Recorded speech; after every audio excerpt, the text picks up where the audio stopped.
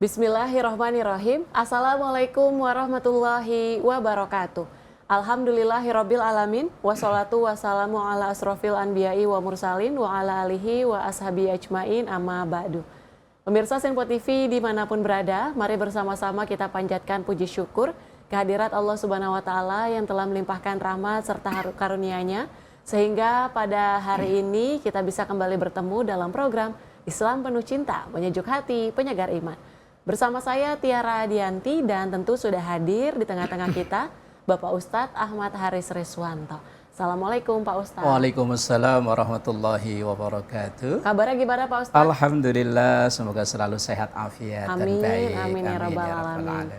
Dan Pak Ustadz, pemirsa Senpo TV, di episode kali ini kita akan ngobrol terkait dengan jangan lupakan sejarah. Nah, ini ada kaitannya juga kayaknya dengan episode kita sebelumnya ya Pak Ustadz ya, yang berkaitan dengan jangan pernah melupakan masa lalu ataupun dari mana kita berasal. Nah, kalau misalnya jangan lupakan sejarah, jangan pernah melupakan sejarah, ini maksudnya seperti apa? Untuk penjelasan lebih lanjutnya kita akan langsung saja mendengarkan. Silakan Pak Ustadz. Baik. Assalamualaikum warahmatullahi wabarakatuh. Waalaikumsalam warahmatullahi wabarakatuh. Alhamdulillahi rabbil alamin. Wassalatu wassalamu ala sayyidil mursalin wa ala alihi wa ashabihi ajma'in. Subhanaka la ilma lana illa ma'allamtana innaka antal alimul hakim. Amma ba'du. Saudaraku pemirsa Senpo TV dimanapun berada, Mbak Tiara, kita berdoa bersama semoga Allah Subhanahu wa Ta'ala terus mengaruniakan sehat afiat, panjang umur dalam taat ibadah pada Allah Subhanahu wa Ta'ala. Tema kita pada bahasan yang kali ini adalah jangan lupakan sejarah. Ini kalau dalam bahasa pidato Presiden Soekarno di hari ulang tahun kemerdekaan Republik Indonesia yang ke-21, setahun setelah terjadinya G30 SPKI, yaitu tahun 66. Yaitu dengan pidato yang sangat terkenal, jangan sekali-kali meninggalkan sejarah. Atau kadang orang menyebutnya jas merah. Oh, iya. Jangan sekali-kali meninggalkan sejarah. Ini maksudnya apa? Bahwa hidup kita itu sebetulnya hanya seri pengulangan dari kehidupan orang-orang terdahulu. Hanya dengan tokoh, nama, tempat yang berbeda. Tetapi secara garis besar hanya pengulangan sejarah.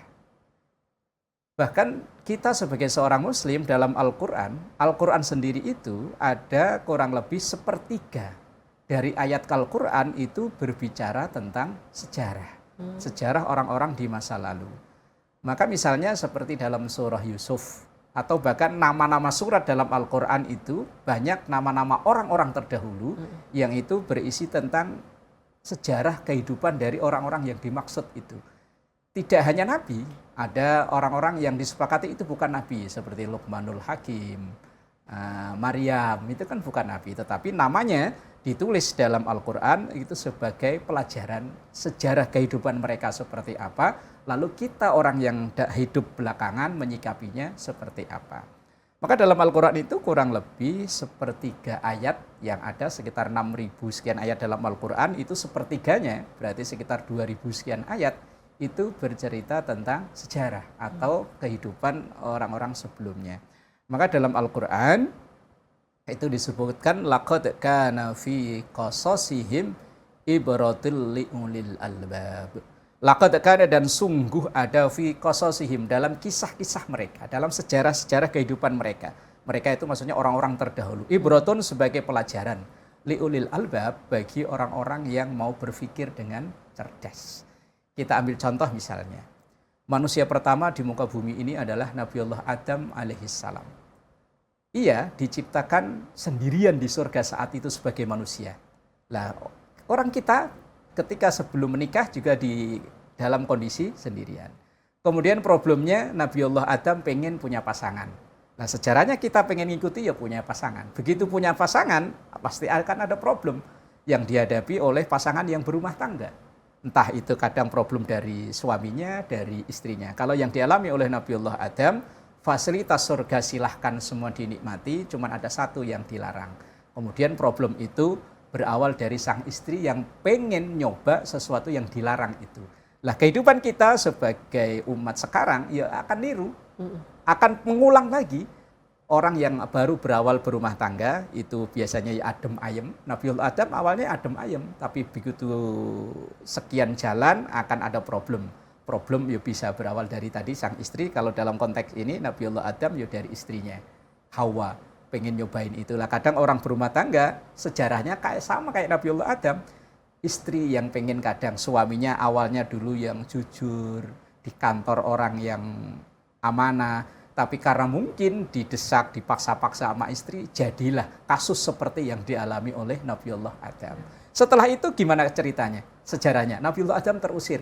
Ya karena suami tadi misalnya terbujuk oleh omongan istri yang dalam tanda kutip akhirnya suami dikeluarkan dari kantor pekerjaannya. Ini kan hanya pengulangan sejarah kan? Kemudian ketika turun ke bumi, Nabiullah Adam punya anak.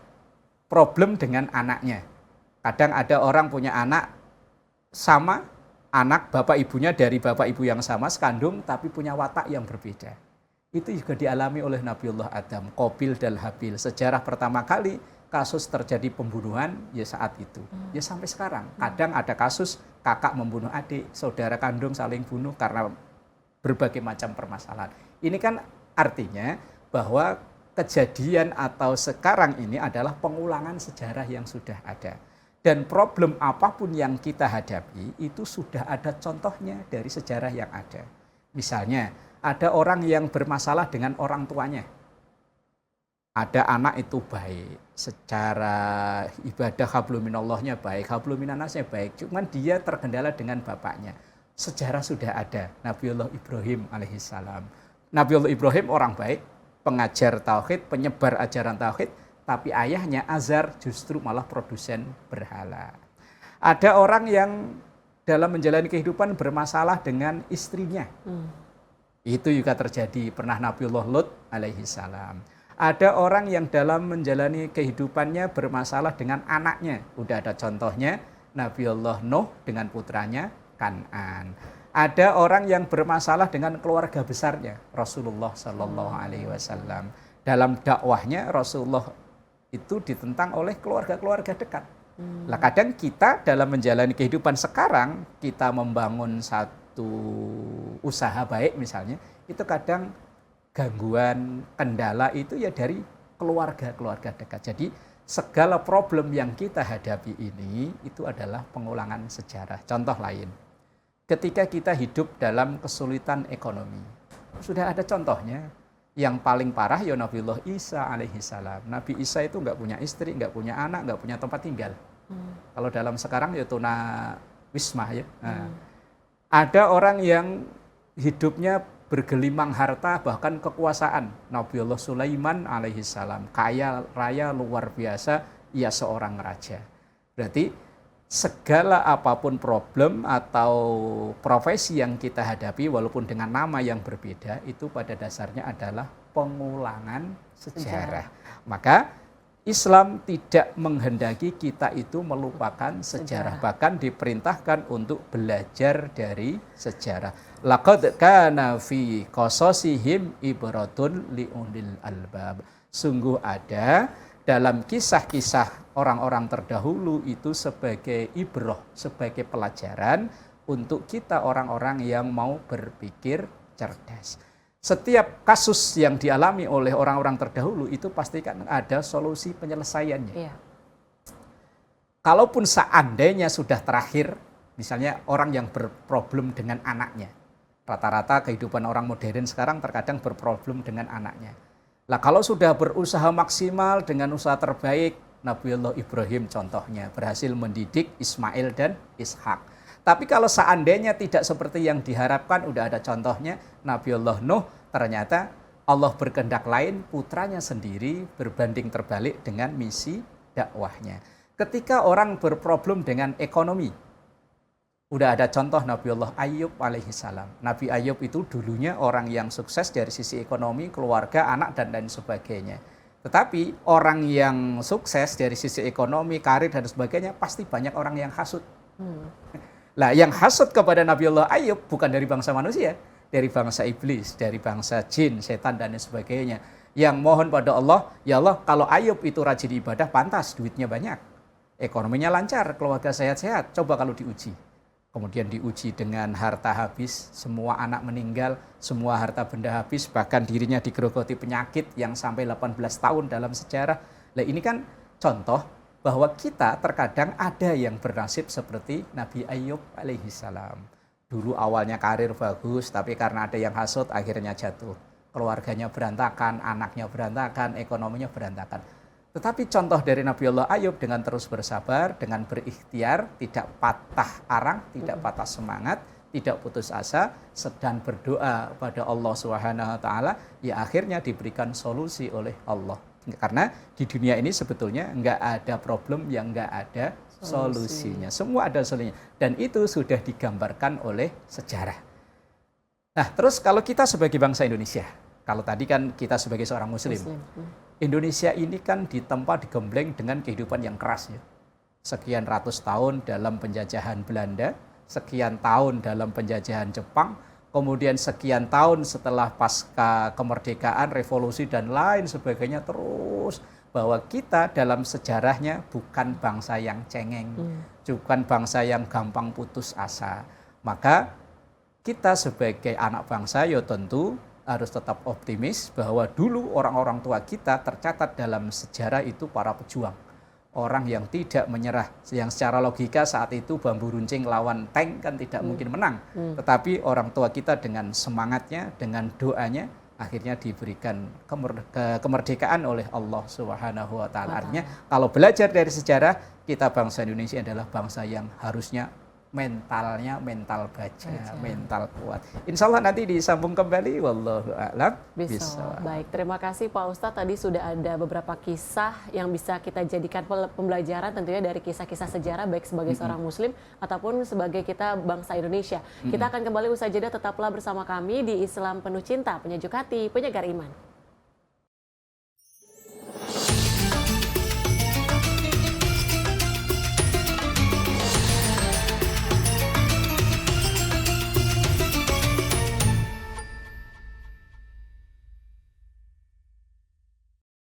Alhamdulillahirrabbilalamin, Anda kembali menyaksikan Islam Penuh Cinta, Penyejuk Hati, Penyegar Iman.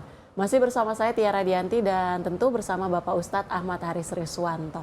Di mana di episode kali ini kita ngobrol terkait dengan jangan lupakan sejarah. Kalau di segmen awal sudah disampaikan beberapa kisah sejarah ya Pak Ustadz ya, baik kita sebagai seorang Muslim ataupun kita sebagai warga negara Indonesia mengetahui sejarah bangsa Indonesia, yang harapannya tentunya ketika kita sudah mengetahui sejarah ini kita bisa menjadikannya sebagai sebuah pembelajaran gitu, agar kemudian tidak mengulanginya di masa saat ini ataupun ketika kita sedang menjalaninya. Nah, sebenarnya Pak Ustadz, apa sih hikmah yang bisa kita dapatkan ketika kita belajar dari sejarah Pak Ustadz? Ya. Saudaraku pemirsa Sinpo TV dimanapun berada, juga Mbak Tiara, bahwa hidup ini adalah pengulangan sejarah dari yang sudah ada. Lalu apa sih manfaatnya atau hikmahnya kita mempelajari sejarah itu? Yang pertama, kalau mengambil dari ayat Al-Quran tadi, hikmah dari pelajaran, hikmah dari sejarah itu adalah ibroh, sebagai pelajaran.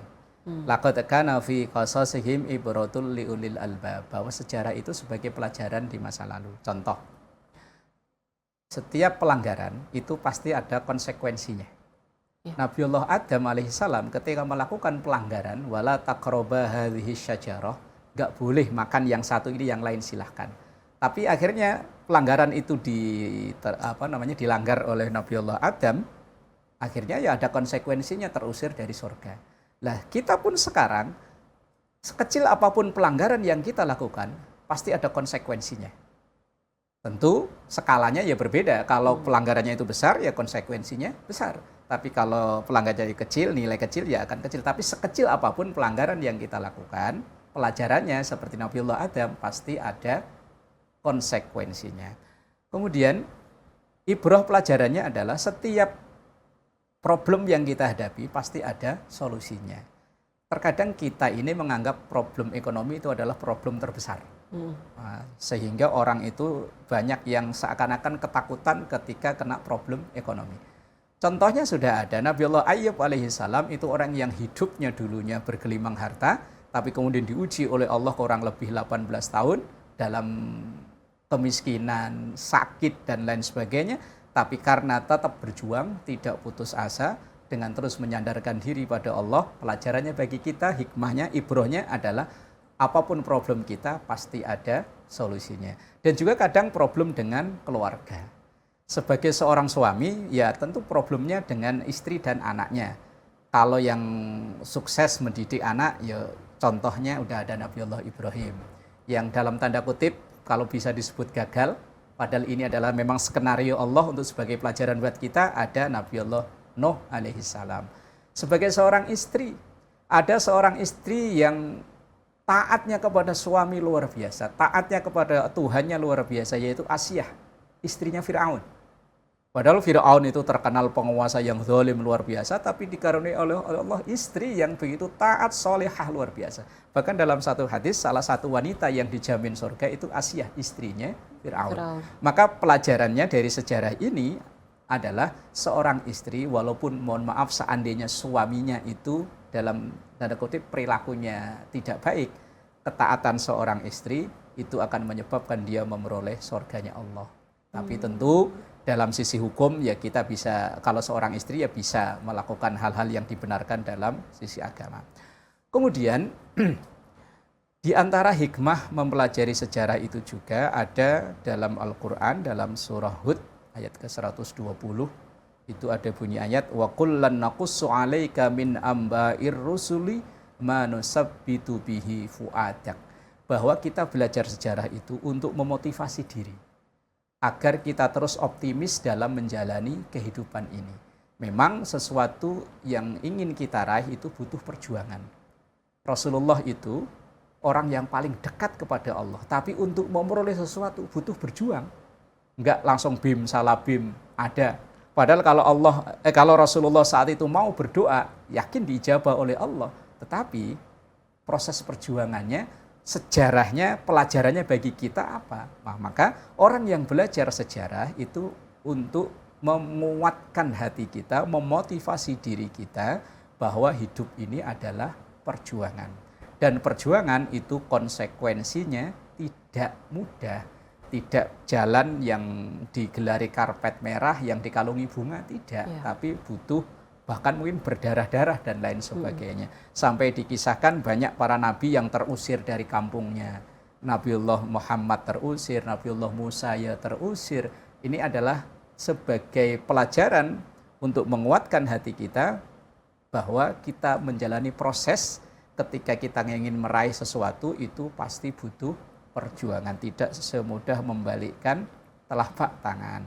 Kemudian sejarah juga menjadi sumber inspirasi dan motivasi.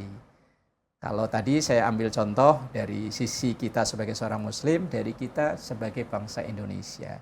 Inspirasinya bagaimana? Dulu bangsa Indonesia ini berjuang untuk merdeka, itu sudah dari awal-awal, tetapi sulit untuk meraih kemerdekaan.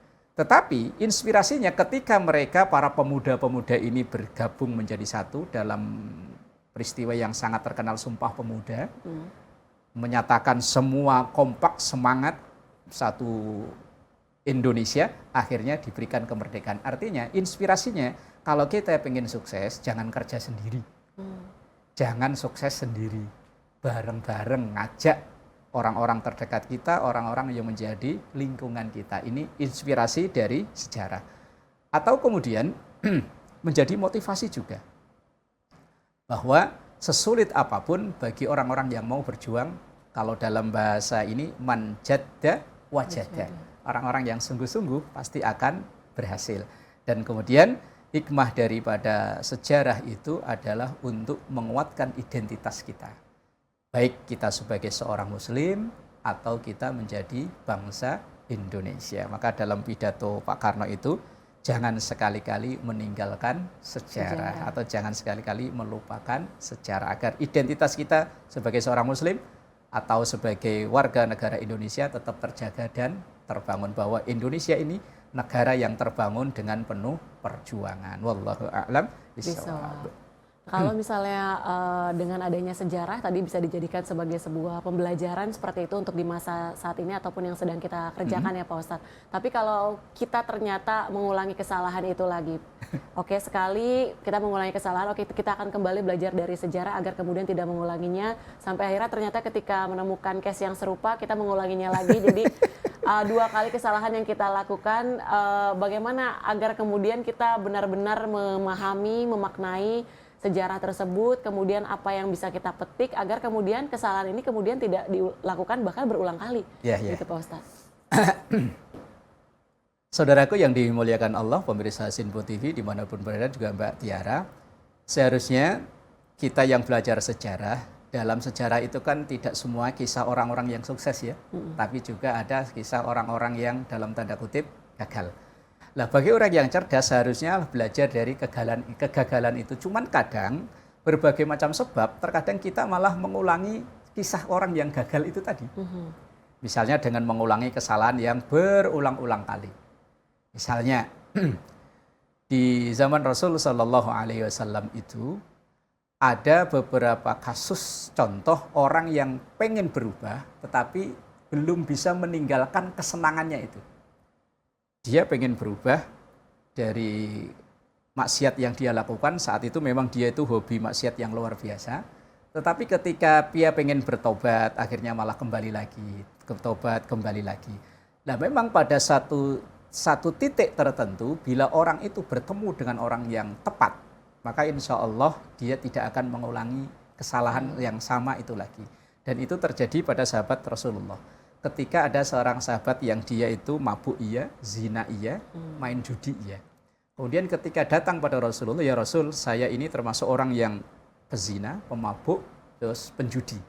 Bagaimana saya bertobat padahal saya demen sekali dengan tiga-tiganya itu. Nasihat Rasulullah yang begitu luar biasa, yaitu jangan bohong. Kamu kalau pengen bertobat dari 3 dosa besarmu itu, jangan bohong. Nah kemudian satu hari ketika dia berjumpa dengan Rasulullah Shallallahu Alaihi Wasallam, ditanya gimana, masih mabuk? Ketika dia mau menjawab masih takut, ketika dia menjawab udah berhenti, ternyata masih mabuk. Akhirnya masih ya Rasul. Besok-besok ketika menjawab itu akan malu dan lain sebagainya. Apalagi mungkin di rumah ketika ditanya istri, kamu semalam dari mana? Kalau habis berzina takut gamrak pakai panci. Sekarang ya mungkin lama-lama dia sowan ke Rasulullah, ya Rasul, nasihat engkau itu kayaknya mudah, hanya jangan bohong, tapi ternyata bisa menghentikan kebiasaan buruk saya menjadi penzina, pemabuk, dan penjudi, dan lain sebagainya. Makanya ketika orang yang belum bisa belajar dari kesalahan di masa lalu, kok ia masuk dalam kesalahan-kesalahan yang sama, insya Allah suatu saat ya kalau ketemu orang yang tepat, orang itu akan bisa berubah. Kalau tidak atau belum bertemu orang yang tepat, terkadang memang masih sulit. Maka terkadang harus tadi, kalau kita kebetulan misalnya berada di lingkungan orang yang pernah mengalami itu, ya kita berusaha untuk menjadi pribadi yang tepat itu tadi. Cuman ya tadi, menjadi pribadi itu kan ya butuh proses juga ya, butuh proses juga. Jadi setiap kali kejadian yang sudah ada, bagi kita orang yang cerdas itu adalah pelajaran. Jangan sampai kita, kalau itu kisah kegagalan, ya jangan sampai kita mengulangi kegagalan itu. Kalau itu kisah orang-orang yang sukses, pejuang-pejuang yang hebat, ya kita hendaknya mengambil inspirasi dan motivasi dari kisah itu. Itulah yang dikehendaki dalam Al-Quran. Banyak ayat-ayat Al-Quran yang mengisahkan tentang kejadian-kejadian bukan hanya orang-orang baik, tapi ada orang-orang yang dalam tanda kutip juga dikisahkan oleh Quran. Misalnya Abu Lahab dan istrinya dalam surah Al-Lahab. Ada Qorun, ada Harun, ada Qorun, ada Haman, mohon maaf. Itu juga kisah-kisah orang yang dalam tanda kutip dikisahkan tapi tidak untuk ditiru. Wallahu a'lam bishawab. Baik, terima kasih Pak Ustadz. Semoga Islam Penuh Cinta kali ini bisa bermanfaat bagi seluruh pemirsa Sinpo TV dimanapun berada. Saya Tiara Dianti, mewakili seluruh kerabat kerja yang bertugas, pamit undur diri. Terima kasih. Wassalamualaikum warahmatullahi wabarakatuh. Astaghfirullahaladzim laqal ma'bud ya dzal jalali wal ikram. Bismillahirrahmanirrahim. Rabbana la tuzigh qulubana ba'da idh hadaytana wa hab lana min ladunka rahmah innaka antal wahhab. Rabbana taqabbal minna innaka antas samiul alim wa tub alaina innaka antat tawwabur rahim. Rabbana atina fid dunya hasanah wa fil akhirati hasanah wa qina adzabannar. Sallallahu alaihi sayyidina Muhammad wa ala alihi wa sahbihi wa sallam. Walhamdulillahi rabbil alamin. Assalamualaikum warahmatullahi wabarakatuh. Waalaikumsalam warahmatullahi wabarakatuh.